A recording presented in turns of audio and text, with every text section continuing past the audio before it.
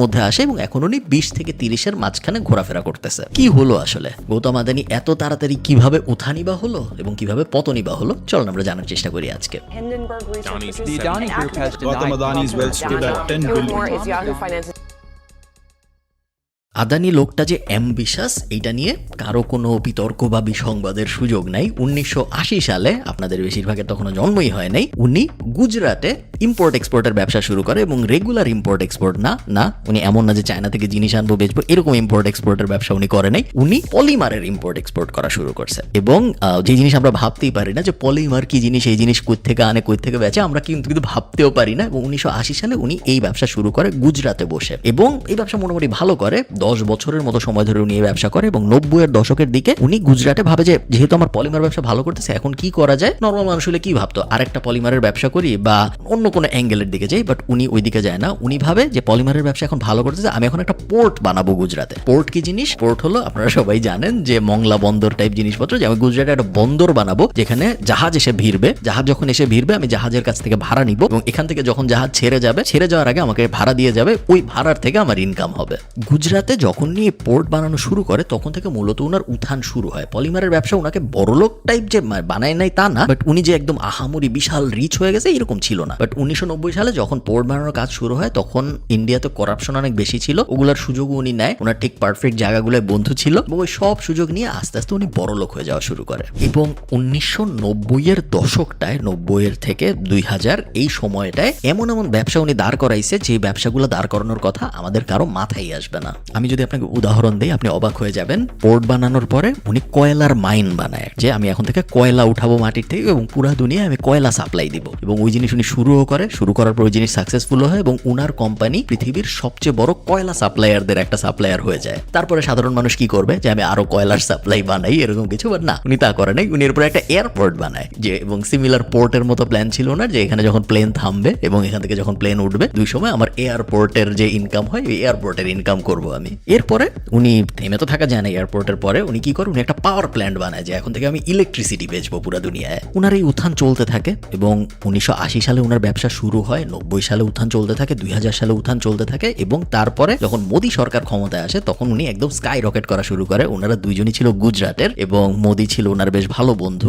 আমি একটু air tag দিয়ে বলতেছি কারণ আপনারা বুঝতেই পারতেছেন কিরকম বন্ধু। মোদী যখন প্রথম প্রধানমন্ত্রী হন তখন এই আদানির প্লেনে করে উনাকে গুজরাট থেকে দিল্লিতে উনি ফ্রিতে নিয়ে আসে। এর থেকে আপনি বুঝতে পারেন যে উনারা কিরকম ক্লোজ মানুষ এবং আদানি সবসময় চেষ্টা করেছেন যে মোদি টাইপ মানুষজন, মোদি বা উনার মতো যেসব মানুষজন আছে তাদেরকে অনেক খুশি রাখার বিভিন্নভাবে, এবং এই খুশি রাখার বেনিফিট উনি ইচ্ছা মতো নিছে। এবং এই যে উত্থান, এই উত্থান কিন্তু চলতে থাকে। ওই যে পাওয়ার প্ল্যান্ট বানানোর পরে কিন্তু থেমে গেছে এরকম না ব্যাপারটা। মোদী সরকার ক্ষমতায় আসার পরে উনি সিমেন্টের ব্যবসা শুরু করে। সিমেন্টের ব্যবসা শুরু করার পরে দেখা যায় যে পুরা ইন্ডিয়ায় তো অনেক ধরনের কনস্ট্রাকশনের কাজ হচ্ছে সরকারের সব কনস্ট্রাকশন কাজে, ফেডারেল গভর্নমেন্টের সব কনস্ট্রাকশনের কাজে আদানির সিমেন্টই ব্যবহার হয়, অন্য কোনো সিমেন্ট ব্যবহার হয় না। শুধু সরকারকে সিমেন্ট বেচেই উনি ক্রেজি বড়লোক হয়ে যাওয়া শুরু করে। বাট না, উনি তারপরেও থামে না। এরপর উনি ভাবে আমি একটা টিভি চ্যানেল কিনবো। টিভি চ্যানেল কোনটা কেনা যায়? ইন্ডিয়ার সবচেয়ে বড় টিভি চ্যানেলগুলোর একটা হলো এনডিটিভি। উনি ভাবে যে আমি এনডিটিভি কিনবো এবং উনি এনডিটিভি কিনেও ফেলে।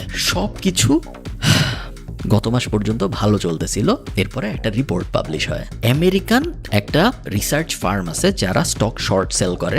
এই কোম্পানির নাম হলো হিন্ডেনবার্গ। খুব যে পুরান রিসার্চ ফার্ম এরকম না, 2017 সালে এরা শুরু করে এবং 2017 সালে শুরু করে 5 বছরের মধ্যে এরা আমেরিকার সবচেয়ে টপ রিসার্চ ফার্মগুলোর একটা হয়ে যায়। কারণ ওরা যখনই কোনো কোম্পানি নিয়ে রিসার্চ পাবলিশ করে দেখা যায় যে খুব ইনডেপথ রিসার্চ, অনেক ঘাটাঘাটি করে টোরে ওরা রিসার্চ পাবলিশ করে এবং এই কাহিনী করে ওরা এর আগে অনেকগুলো কোম্পানি ডুবাইছে অলরেডি। সবচেয়ে জনপ্রিয় যেটা ওরা ডুবিয়েছে সেটা ছিল হলো নিকোলা নামে একটা কোম্পানি ছিল, টেসলার কম্পিটিটর। টেসলাও স্মার্ট কার বানায়, নিকোলাও এরকম ইলেকট্রিক কার বানায়। নিকোলা ছিল আসলে ফেক, ওদের আসলে কোনো গাড়ি ছিল না, বাট ওরা পাবলিক কোম্পানি হয়ে গিয়েছিল এবং এই পুরা জিনিসটা ফাঁস করে হিন্ডেনবার্গ কোম্পানিটা। এবং তারপর ওরা আস্তে আস্তে পপুলার হওয়া শুরু করে। ওরা 30টার মতো রিসার্চ পেপার পাবলিশ করেছে এখন পর্যন্ত এবং খুব হাইলি রেসপেক্টেড ফাইন্যান্স ওয়ার্ল্ডে হিন্ডেনবার্গ কোম্পানিটা। ওরা গত মাসে আদানি গ্রুপকে নিয়ে একটা বিশাল রিসার্চ পেপার পাবলিশ করে। রিসার্চ পেপার ওরা বলে যে ওরা 2 বছর সময় নিয়ে এই রিসার্চ করেছে এবং তারপর ওরা পাবলিশ করেছে। রিসার্চ পেপারের ভিতরে কি ছিল? টিপিক্যাল যা দুর্নীতির কথা আমরা এক্সপেক্ট করি এরকম কোম্পানিতে এক্স্যাক্টলি তাই ছিল। তেমন আহামরি কিছু ছিল না যে আপনি আপনি অবাক হয়ে যাবেন যে এই জিনিসও করছে আদানি গ্রুপ, ওরকম কিছু না। কি করছে? ট্যাক্স ফাঁকি দিছে। দেখা গেল হঠাৎ করে, যেটা কেউ জানতো না পৃথিবীর, যে আদানি গ্রুপের, আদানির একজন ভাই আছে, ওই ভাই বিভিন্ন নামে, আদানি রিলেটেড না, বিভিন্ন নামে পৃথিবীর বিভিন্ন জায়গায় কোম্পানি খুলছে, যেগুলোকে আসলে বলা হয় শেল কোম্পানি।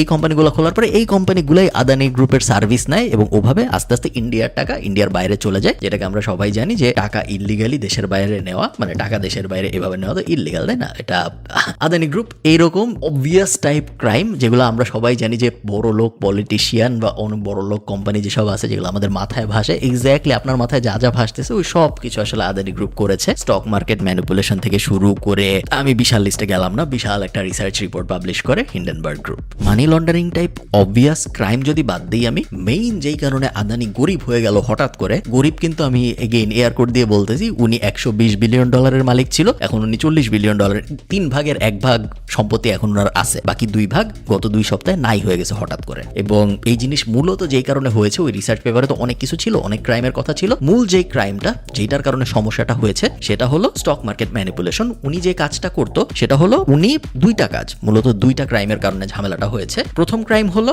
উনি উনার এক কোম্পানি দিয়ে লোন নিত, তারপর ওই লোনের টাকা যখন আসতো, সেই লোনের টাকা অন্য কোম্পানিতে ব্যবহার করতো, এবং তারপর আবার ওই কোম্পানি দিয়ে লোন নিত, ওই লোনের টাকা আবার আরেকটা কোম্পানিতে ব্যবহার করতো, এবং এগুলার সবকটাই ছিল পাবলিক কোম্পানি। যেহেতু এগুলার সবকটা পাবলিক কোম্পানি ছিল, স্টক মার্কেটে এগুলো ট্রেডিং হইতো প্রত্যেকদিন, তো এই ব্যাপারটা পুরাটাই ইল্লিগাল। আপনি এক কোম্পানির টাকা আরেক কোম্পানিতে ব্যবহার করতে পারেন না, যেটা ওনারা রেগুলারলি গত 5 বছর ধরে করছে, কেউ টেরও পায়নি, ওনারা পুরো জিনিসটা লুকায় লুকায় করছে। তো যেহেতু পাবলিক কোম্পানি, আদানি গ্রুপ এই রিপোর্ট যখন হিন্ডেনবার্গ পাবলিশ করে, সাথে সাথে 2টা কাজ করে। প্রথম কাজ, ওরা হিন্ডেনবার্গকে হুমকি দেয় যে ভাই এই রিপোর্ট সরায় ফেলো, নাইলে কিন্তু তোমাদের বিরুদ্ধে আমরা মামলা করব। হিন্ডেনবার্গ সাথে সাথেই রিপ্লাই দিয়ে বলে যে মামলা করলে কোনো সমস্যা নেই, আমেরিকায় এসে তোমরা মামলা করো, যদি তুমি মামলা করো, আমরা জানি যে মামলা করলে তোমার সব ডেটা দেখাইতে হবে, তোমার প্রমাণ দিতে হবে কাগজপত্র দিয়ে যে আমি এই জিনিসগুলো করি নাই। এবং হিন্ডেনবার্গ বলে যে আদানি গ্রুপ কখনোই এই প্রমাণ দেখাইতে পারবে না, কারণ ওদের কাছে এই কাগজপত্র নাই, উল্টা ওরাই ফেসে যাবে ওরা যদি এইসব কাগজপত্র দেয়। এবং আদানি গ্রুপ আরেকটা যে কাজ করে, সেটা হলো ওদের নতুন শেয়ার মার্কেটে লঞ্চ করার প্ল্যান ছিল আরেকটা কোম্পানি, ওদের অনেকগুলা কোম্পানি, আদানি এই, আদানি সেই, হাবি জাবি, অনেক কোম্পানি, নতুন একটা কোম্পানি লঞ্চ করার প্ল্যান ছিল, যেটা ওরা পোস্টপোন করে দেয়। এই 2টা জিনিসই খুব নেগেটিভলি এফেক্ট করে আদানি গ্রুপকে। শেয়ার মার্কেট আপনারা অনেকেই জানেন যে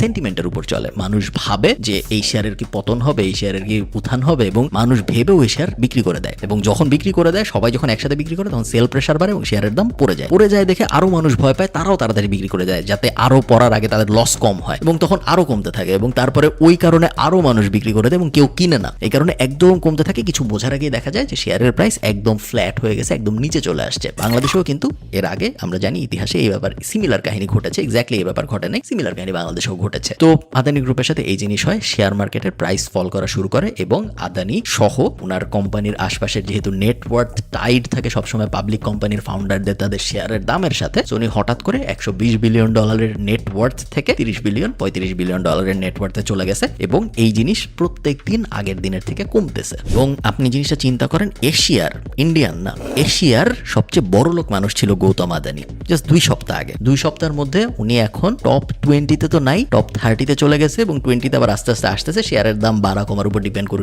একবার একটু উপরে উঠতেছে, আবার একটু নামতেছে। বেশিরভাগ মানুষ ধারণা করতেছে যে শেয়ার মার্কেটে যে পতনটা হয়েছে আদানির, ওটা জাস্ট শুরু, আরো 85% কমবে ওনার নেটওয়ার্থ, এটা অনেকে ধারণা করছে, এবং উনি টপ 100 বা টপ 200 বা টপ 500 এর বাইরেও চলে যেতে পারে, এটা অনেকে ভাবছে। এবং এর সাথে আরেকটা সাইড প্রজেক্ট আছে, যেহেতু আদানি এত জনপ্রিয় একটা গ্রুপ ছিল, এই গ্রুপের যেহেতু এত পাবলিক কোম্পানি ছিল, এত শেয়ার মার্কেটে ওদের এস্টাবলিশমেন্ট ছিল, এবং এত শেয়ার কেনা বেচা হইতো, ইন্ডিয়ার অনেক সাধারণ মানুষ ওদের শেয়ার কিনছে, এবং এই সাধারণ মানুষগুলা এখন বিশাল বিপদে, কারণ তারা শেয়ার বেচতে পারতেছে না, প্রাইস হঠাৎ করে এত কমে গেছে, এখন বেচলে বিশাল অঙ্কের লস হবে। তখন মনে করেন আপনি 1 লাখ টাকা শেয়ার কিনছিলেন, এখন ওই শেয়ারের দাম 15,000 টাকা, আপনি ভাবতেছেন যে আমি এখন এই শেয়ার কিভাবে বেচলে তো আমার 85,000 টাকা লস, কিন্তু আপনি বেচতেছেন না, আপনি পরের দিন দেখতেছেন ওটা 14,000 হচ্ছে, তারপরের দিন ওটা 13,000। এরকম অনেক বিশাল অঙ্কের একটা মানুষের এই প্রবলেমটা হচ্ছে, যেই কারণে অনেকে ধরে নিচ্ছে যে হয় সরকার হস্তক্ষেপ করবে, আবার অনেকে ধরে নিচ্ছে এই কারণে স্টক মার্কেটে এবং ইন্ডিয়ার ইকোনমিতে বিশাল একটা আঘাত আসবে। অনেক